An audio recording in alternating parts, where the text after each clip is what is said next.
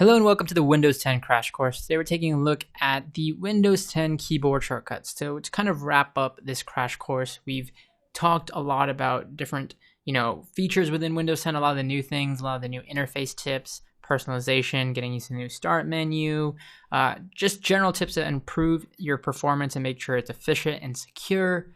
However, one thing we haven't really touched on are keyboard shortcuts, and I wanted to end the crash course with this because since you've gotten a tour of Windows 10, since you've gotten accustomed to a lot of the new features and things within Windows 10, one of the things you should take them to learn is Windows keyboard shortcuts, because keyboard shortcuts make it much more efficient for you to open certain features and functionalities without having to actually go in and click on specific tasks or navigate through certain menus.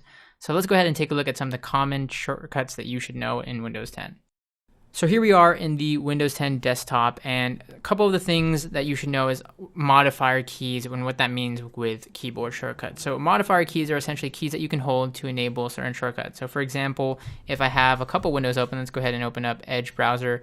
A modifier key for a shortcut could be the Windows key itself. So Windows key plus D will actually take you immediately to the desktop. It'll display and hide the desktop. So you can see I can toggle between the windows I had open and jump to my desktop very quickly. Couple other ones that work with the Windows key A will open up Action Center. We did a whole video on Action Center, so definitely worth checking that out. So Windows key A will open that and toggle it easily here.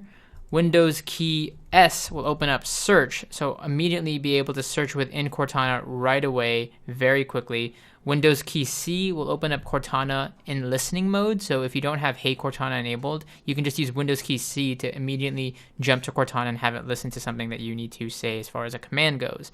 Very, very useful again, and again, all with the same modifier key, the Windows key. Windows key and Tab will open up a task view, and you can see here that we have the task view open.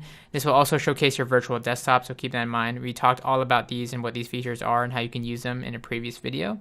Now to add a virtual desktop, you can see I have two of them. It's Windows key Control and D. So you can see there I've added a third virtual desktop. And these are really useful, especially if you're on a smaller monitor, to navigate between the virtual desktops, because, let's say you're on a laptop screen and you don't have multiple monitors, you can have virtual desktops to essentially organize your workspaces.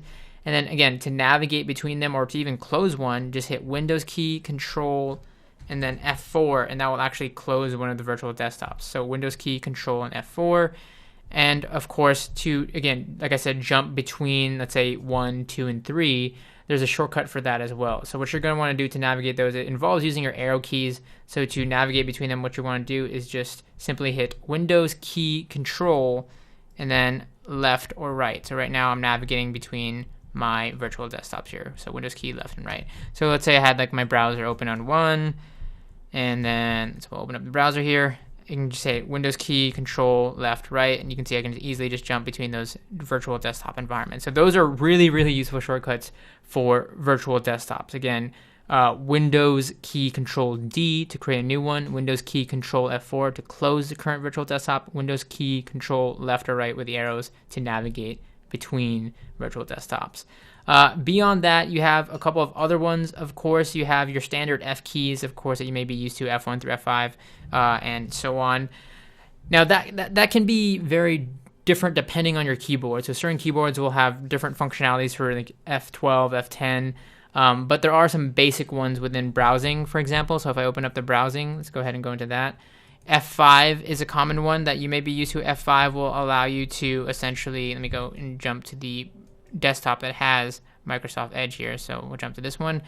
F5, of course, will be the same as refreshing, and then of course you have things like F6, which will cycle through screen elements. F10 will activate the menu bar in the active app.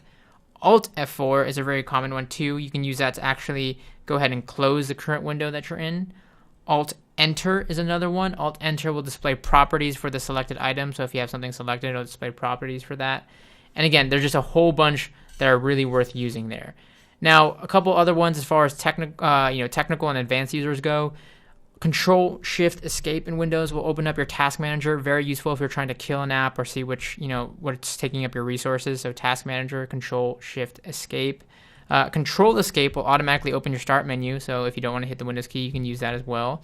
Control Spacebar will turn on an input editor IME on or off. So if you have something like a Chinese characters enabled, you can easily turn that on with Control and Spacebar. And then last but not least, I want to prompt File Explorer 1. So another useful one, if you open up your File Explorer here, navigating between your files, Alt-D will select the address bar here. So if I was to click Alt and D, that goes to your address bar. Control-E will select the search box. Control-F will allow you to also select the search box, so either or for like find, for example. Open a new window, Control-N within File Explorer, so you can open up multiple windows. It's very useful. Let's say you're transferring files between two windows. Control-W will close a current window here. And Control plus mouse scroll wheel will change the size and appearance of folder icons here. So you can see, you can easily just increase the size of these folders if they're too small or if you want to make them bigger for whatever reason. Again, the list really goes on and on. You can go into Microsoft's website where they have a list of keyboard shortcuts. Really, really useful to kind of take your time to learn these and adapt them into your habits as far as using your Windows 10 device.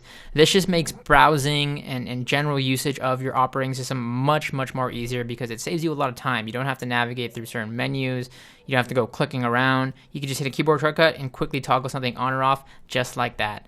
So overall, we hope you've enjoyed this Windows 10 crash course guide, and we hope this is a great way to kind of wrap it up for you to learn some advanced tips and really, become a power user of Windows 10. Be sure to check out the previous videos to refer back to them if you need any help or you need to touch up on a certain section or you missed something. Check out all the videos in the list, and of course, as always, thank you for watching.